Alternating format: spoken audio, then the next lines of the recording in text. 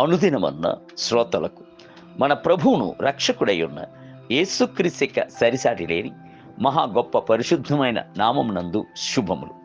నేడు 2024 సంవత్సరము జూలై మాసము 31వ తారీఖు బుధవారం నాటి ధ్యానాంశం బూర శబ్దముతో.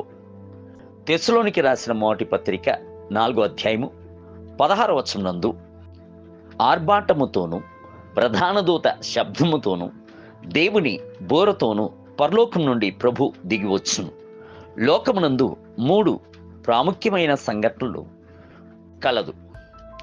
మొదటి సంఘటన ఆదాము అవ్వలు సృష్టించబడిన సంఘటన. రెండవ సంఘటన యేసుక్రీస్తు సిలువను మోసుకొని మన కొరకు తన్ను తానే అర్పించుకున్న సంఘటన. మూడవది ఆయన యొక్క రెండవ రాకడ. ఆ రెండవ రాకడ ఎలాగుండును? ఆయన దేవుని బోరతోనూ ఆర్భాటంతోనూ ప్రధాన దూత శబ్దంతోనూ వచ్చును. తెస్సలోనికి రాసిన మొదటి పత్రిక 4వ అధ్యాయం 16వ వచనం. బూర వాయిద్య పరికరములలో ఒకటి. పాత నిబంధన యొక్క దినముల యందు బూరకు ఒక ప్రాముఖ్యమైన స్థానము కలదు. మొట్టమొదటిగా ఇజ్రాయేల్ ప్రజలు అరణ్యమై ఉన్న కనాను ప్రయాణం నందు దేవుని ప్రసన్నతకు సాదృశ్యముగా బూరలను ఊదిరి. ప్రభు సినాయి కొండపై దిగి వచ్చినప్పుడు బూరధ్వని అంతకంతకు బిగ్గరగా మ్రోగెను అని నిర్గమాకాండము 19వ అధ్యాయము 19వ వచనం నందు చదువుచున్నాము. పాళయములో ఉన్న ప్రజలందరూ అట్టి శబ్దమును విని వణికిపోయేరి. ఉరుములను మెరుపులను కలిగేను. ప్రభు ఉన్నాడు అను సంగతిని గ్రహించుకొనేది.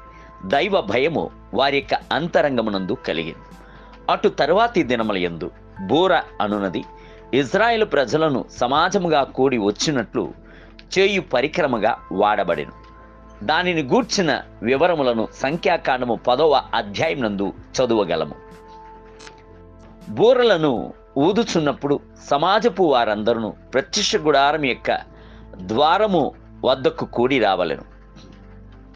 ఒక్కసారి మాత్రము ఊదినట్లయితే ఇజ్రాయేళ్ల ప్రజల యొక్క సహస్రాధిపతులు కూడి రావలెను.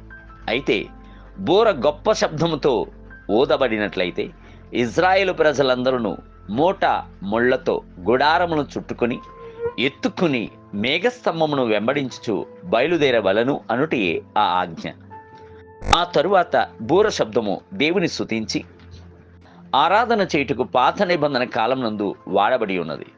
మోషే యొక్క ధర్మశాస్త్రం నందు చెప్పబడినట్లు ఆసబ్ యొక్క కీర్తనలో జ్ఞాపకము చేయబడి ఉన్నది.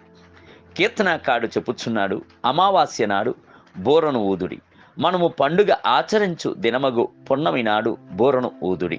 81వ కీర్తన 3వ వచనం. ఇట్టి చివరి దినముల యందు ప్రభు యొక్క రాకడకు సాదృశ్యముగా దేవుని బూర శబ్దమునకై కాంక్షతో కనిపెట్టుకుని ఉన్నాము. అప్పుడు ప్రభు సినాయి కొండపై వచ్చినట్లుగా కాక ప్రేమగల తండ్రిగాను తన ప్రజలను పోగు చేసేటువంటి మహిమగల రాజుగాను ఆయన ఆనందముతో ప్రత్యక్షమగును. అట్టి బూర శబ్దమును విని క్రీస్తునందు మరణించిన వారు సజీవముగా లేచెదరు. ఆ తరువాత సజీవములై ఉన్న మనము ఆయనను ఎదుర్కొని వెళ్ళేదము. ఇజ్రాయేలు ప్రజల యొక్క అన్ని పండుగల యందును శ్రేష్టమైన ఒక పండుగ బూర పండుగై ఉన్నది. అది ప్రధాన పండుగగా పాత నిబంధన ఇజ్రాయేలీలు ఆచరించింది. అయితే కొత్త నిబంధన పరిశుద్ధులై ఉన్న మనము రెండవ రాకడను మహా గొప్ప పండుగగా కొనియాడబోచున్నాము. మధ్యాకాశం నందు రానయున్న అట్టి బూర పండుగ కొరకు మనము మనలను సిద్ధపరచుకొందుమా? నీటి ధ్యానమునకై ఇజ్రాయేల్లో బాకా ఊదిరి. ఉపాస దినమును ప్రతిష్ఠించుడి. వ్రత దినము నియమించి ప్రకటన చేయుడి. యోవేలు గ్రంథము 2వ అధ్యాయం 15వ వచనం. నేటి వేద పఠనము ఉదయం కీర్తన గ్రంథము 51, 52 మరియు 53 అధ్యాయము. సాయంత్రము రోమీలకు రాసిన పత్రిక 3వ అధ్యాయం. ప్రభు మిమ్ములను దీవించునుగాక. ఆమేన్.